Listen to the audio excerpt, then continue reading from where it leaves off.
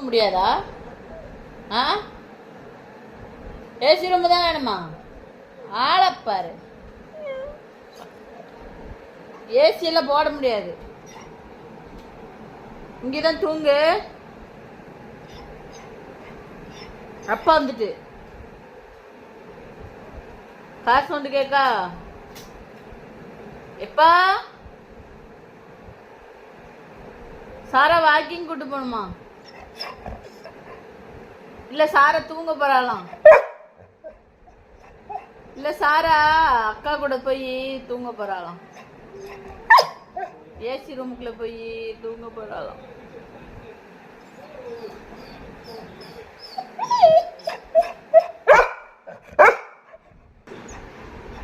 என்ன வேணும்? என்னடா வேணும்?